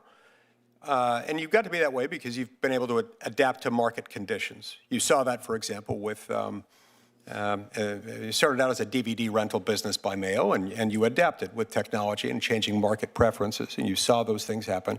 So with changes, you won't be under any binding obligation to license Warner Brothers content to a rival streaming service, correct? We would not be obligated to, but that we certainly would want to. Sure. The business model, again, the price is baked into billions of dollars of revenue from that division No, of the company. I get that. But there's no contractual obligation. I'm not aware of any legal obligation to do that. Now, intentions aside, because there is no obligation to license that content, you could decide not to. And that I'm sure you would concede, would would alter the competitive landscape to a degree. It's relevant, is it not? I'd say it would be possible, sir, to make bad business decisions like that, but I hope we would not. So, and likewise, even if you didn't decide to stop licensing to others, you could also make an infinitely dialable, infinitely scalable set of decisions regarding the licensing fee arrangements so as to make it either more or less attractive for others to stream Warner Brothers content. Is that right? I think what we'd want to, it'd be a very competitive marketplace as it is today, and I think what we want to do is make those deals work. No, I understand. You cited the Sony pay TV deal in your opening remarks. That was a renewal of a deal that we've had for years with Sony. They renewed that deal because it was favorable to them. They liked the terms of that deal. Sure. So, and there was many people bidding for it. I get that. Yeah. I get that. And I'll just also may, if you don't mind, that pay TV window, I'd say, is really exciting because it opens up the value to consumers. Prior to that window, you've got exclusivity to theaters, which comes with a price tag. You've got pay-per-view and digital rental, which comes with a price tag. And then you get it to the subscription model that's included in your subscription at this closer to 35 cents an hour of watching, which makes movie watching much more affordable for consumers. Yeah. I won't have you do the math now, but I'll do the math later. That's somebody that's a pretty high volume user who's getting it at that rate. But great. If somebody wants to watch that much, that's great. All right, I want to shift to a slightly different but related topic. It's my understanding that it's Netflix's position that this deal doesn't require any kind of divestiture or other remedy in order to address any anti-competitive concerns. Is that correct? Is that still your position? It's our position, but it's going to ultimately be up to the Department of Justice. Sure. Now, there is a term of art in the industry among antitrust lawyers known as litigating the fix. Litigating the fix sometimes involves a technique whereby one takes a deal, take it all the way to the altar, and sort of right before you reach the altar, you say, oh, wait a minute, we've got a fix. Just to add on to show how magnanimous we are, we don't think there was a problem with it anyway, but just to show you how much we mean that, we're going to make some divestitures or slap some of our own conditions on this voluntarily, just to make clear that we're the good guys, we're the good folks, we want a pro-competitive marketplace. Now, if it's your position that no fixes are necessary, can I assume that you won't be litigating the fix here? I'm sorry, Senator. It's premature to talk through it. Right. Have you pre-litigated the fix? Sometimes, as I understand it, litigating the fix is something that's actually not only conceived of, but more or less arranged privately prior to the consummation of the deal. And it's known all along, and it's not a surprise to anyone inside the company, at least among those who've been negotiating the deal, that they're doing that. Do you have any of those arrangements here? There's been no discussions about that I'm aware of. Okay. Now, Netflix and Warner Brothers are both among the largest buyers, the largest acquirers, payers, whatever you want to call it, of creative labor in the industry. Is that, would you agree with that statement? Sounds right. I mean, if you think about it, what we spend on programming, we spend so little on sports, so most of it is creative versus some of the other networks that might spend competitively. They're also spending a great deal on sports. Well, by the way, you're planning to spend $20 billion a year in production. Are you aware of any other producer who spends more than that? Well, we spend, on the entertainment side, we spend roughly $12 billion. And I know, we have a very competitive industry. When you look at Disney, clearly, they're spending more than we are. Paramount, Universal, we're all spending in the same general range. Same ballpark. Okay, that is a fair amount of money. I mean, that's almost as much as my colleagues will earmark in a particular spending bill, but it's an enormous sum of money. So post-merger, again, fast forward, let's imagine a world in which you don't encounter any other hiccups, nobody backs out, nobody's blocked, and the merger happens. Wouldn't it be fair to assume that there would be fewer independent studios at that point, or fewer studios generally, competing to hire writers, directors, actors, production professionals, and others involved on the production side? I'm sorry, I'm missing the connection, sir. Yeah, okay. Pre-merger, you've got two different companies. You've both got your own separate revenue streams. After the merger, you'll all be under one ownership. And all production costs, let's say if you, I don't know what happens, I'm not asking you to divulge that here, but the two of you combined, you'll be both spending a certain amount. I would imagine it could be something involving your current production cost plans plus your current production outlay plans, somewhere in that range. Right now, that's between two companies. It'll be under one ownership if the deal comes together and if it's completed. So at that point, wouldn't it be fair to say that there will be fewer studios competing to hire the writers, directors, actors, production technicians, and so forth? Actually, in the way that we're doing this deal, we're going to keep Warner Brothers Studio, both television and film, operating exactly like they are today, so no fewer studios. By way of example, in a potential Paramount deal, they would absolutely collapse from 5 to 4 studios. No, I grasp that, and I appreciate that, and you and I have talked about that in the past. And yeah, this keeps the 5 studios intact. I recognize your plan, and I respect that. Nevertheless, you didn't get to be where you are today by playing it safe. Otherwise, we'd still be back in, what's the name of the place where you worked, the video store? Arizona Video Cassettes West. It's fantastic. It's a very catchy title. I love the West on it. I've asked him in the past to repeat that several times. Yeah. Otherwise, you might still be back there. You're not content with the status quo. You see market trends. You see changes in technology and in distribution of market power. There's no guarantee that that will continue to be the case. There are all kinds of things that could change. All right, I've gone significantly over in this round. We may be back. Senator Booker, go ahead.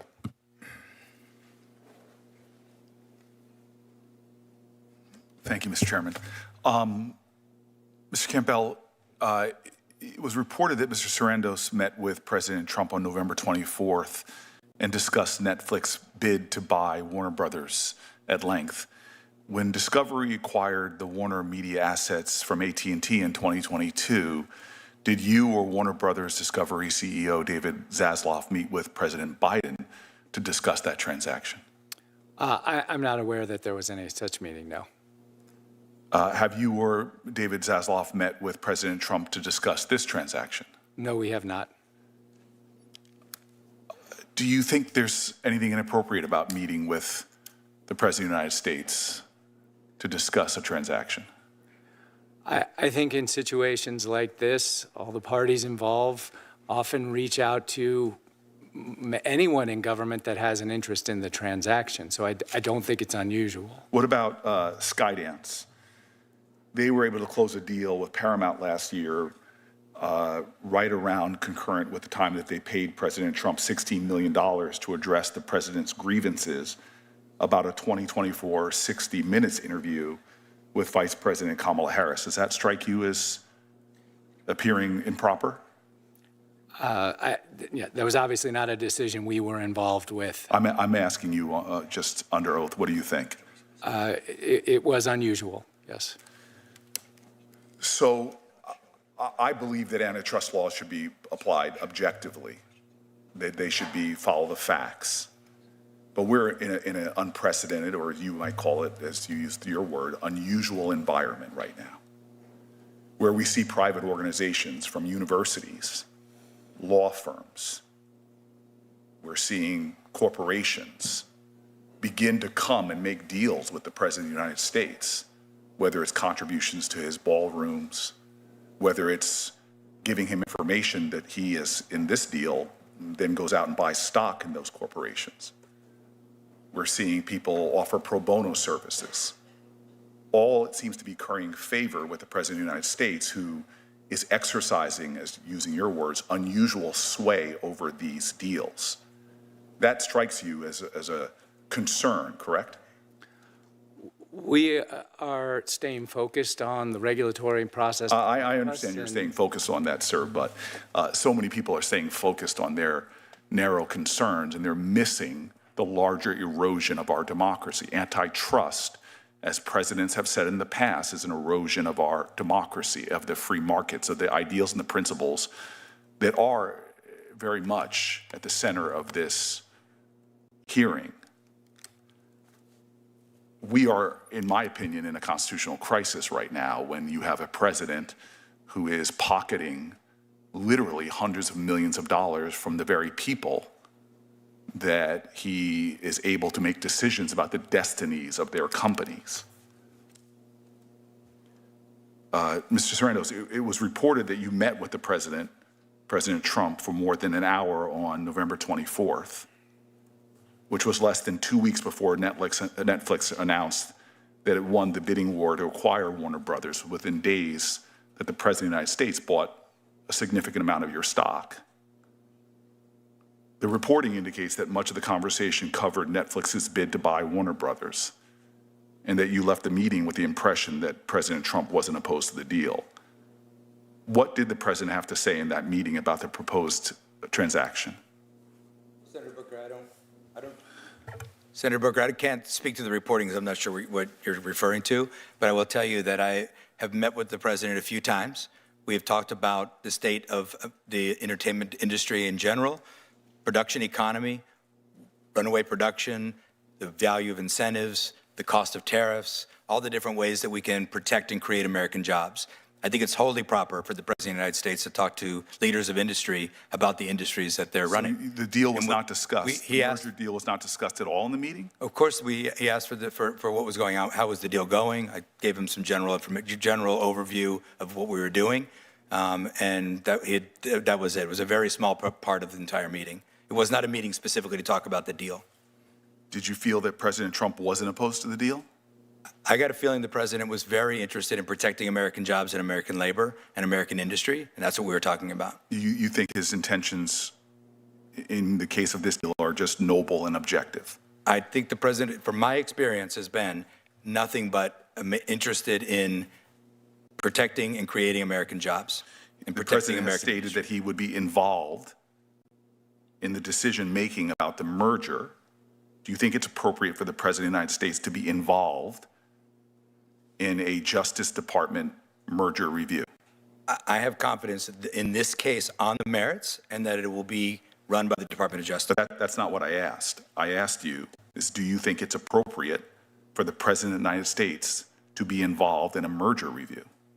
I don't know if he's involved or not. So what I'm saying is that this merger stands on its merits and will be reviewed by the Department of Justice, and that is the proper channel. Do you think it's appropriate for the President of the United States to buy stock in a company that's going through a merger that's going to be reviewed by the Justice Department, in which he says he will be involved in? I really cannot comment on the president's personal finances. I don't know. I think you could comment on whether you think it's appropriate. What about me? I've told you before, I sold my Netflix stock. Yeah. When I came to Washington. Was that appropriate that I did that? I think any kind of trading like that would be definitely worth questioning. Would it be inappropriate for me right now to be in this hearing as my position to be trading in stock? I think no one with insider information should be trading stock. So why is it hard? Wouldn't you agree then that the President of the United States? I don't know that he bought stock or I've heard him reporting all day. But it would be appropriate if he did do that, yes? I don't think anyone with access to private inside information should be trading in stock. Do you think merger reviews should be in any way political? No, I do not. I believe that they should be overseen by the Department of Justice and to protect consumers.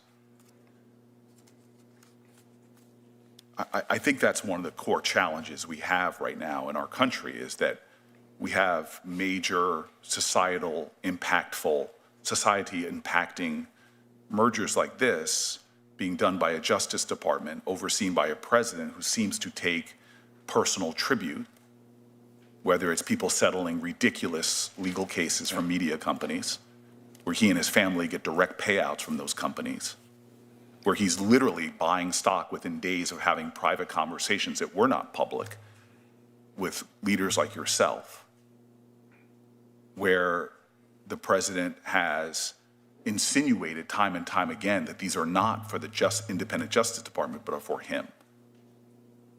That is clearly happening in the context where We have a corrupt political system where nobody on this dais or the people behind you in the public know whether you've made contributions to political organizations, because we don't have disclosure laws that would allow us to even know if corporations like yours are contributing to the very politicians who seem to be wanting to exercise sway over the process.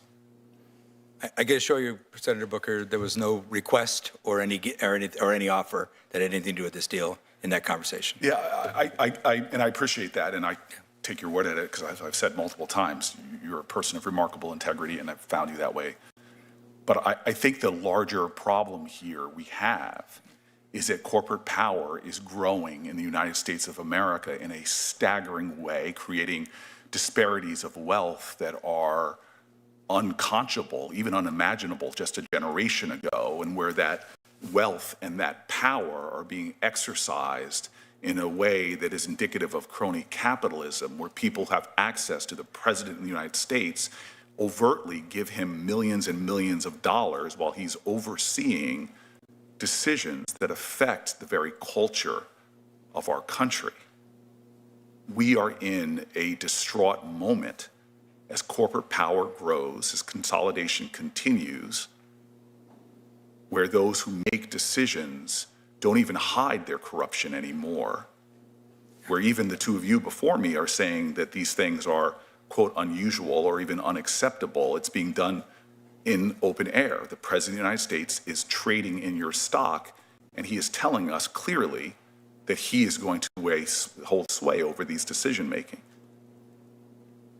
I tell you, and I've told you, that I'm hearing from parties who are expressing fear, and that fear comes not just from their self-interest, but about what our society is spiraling towards as wealth becomes more concentrated, as corporate power and their ability to sway the decisions of politicians becomes greater and greater. How politicians on both sides of the aisle, in this body, in the House of Representatives, and clearly the White House, trade on insider information, trade stocks, make profits off of moments like this. It should anger every American that they want balls and strikes called by a Justice Department. But merger after merger, it seems like the interests of the people are not being served. I am grateful for the two of you coming here. I said at the top, it's not an easy thing. Thank you, sir. And it's in a context that is not of your making that should rightfully merit the ire of a nation, that we have a country that's becoming this overtly corrupted. I pray, because the stories, especially Ted, that you've told, are what my life has been about. I'm here because my father sat in a segregated balcony as a child watching a movie about a man in a place that looked like a planet far away from him. Never seen anything like it before. It was a place called Manhattan. And he watched a salesman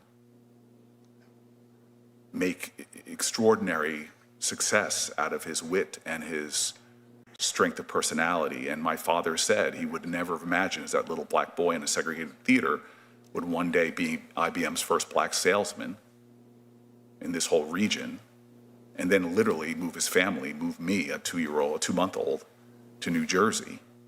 And he used to tell me, watch art.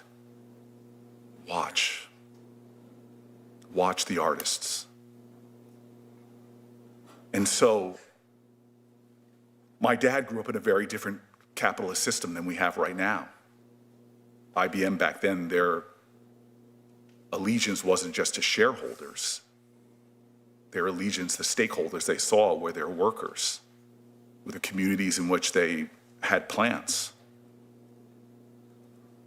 The disparities of income weren't what they are now. The corporations weren't considered people by our Supreme Court. They couldn't influence our politics like we see now. And so I just want to thank the chairman. He has been a great partner. I take it at your word, the affirmations you've made today. I worry about our society, though, and I worry about the context in which this merger is going to be evaluated by actors I do not think are independent and that brandish their corruption with bravado, brag about their wealth. We have to stop what's happening in America right now. The trends are disastrous, but that does not fall in the laps of two companies that are trying to imagine something better, perhaps. So I want to say that there'll be questions from me for the record. I think it's really important that we gather as much information as possible. I do not trust this administration in their evaluations, and I just pray to God that everything that you all hope might come, should this move forward, that you all have attested to, comes to pass, because I remember that one song sung by a patron saint of New Jersey. The poets around here say nothing at all. They just stand around and let it all be. If we lose our poetry, if we lose our art, if we shut out artists, I worry about people like my dad who are now kids looking for some seed of inspiration that can fuel their dreams so that they can create an America beyond that which we can see right now. Thank you, Mr. Chairman. Senator. To my knowledge, Netflix isn't in poetry yet, but maybe that's coming soon. Poetry streaming could become a new thing. If anybody can find it, perhaps you guys will get there. I appreciate both of you coming. We've had a lot of good information exchange today, and we will keep the record open for a week, whereupon it will close at that point, and the hearing stands adjourned. Thank you. Thank you, Senator.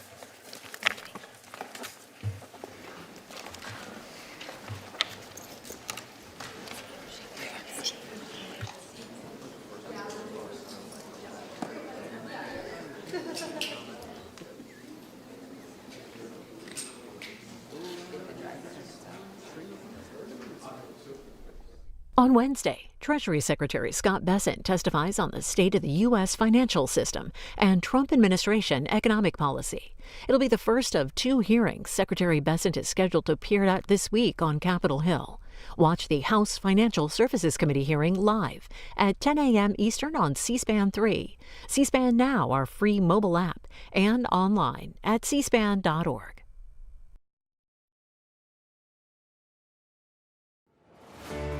Watch America's Book Club, C-SPAN's bold original series. This Sunday with our guest, best-selling author Jodi Picoult, who has written 29 books about a wide range of controversial and moral issues.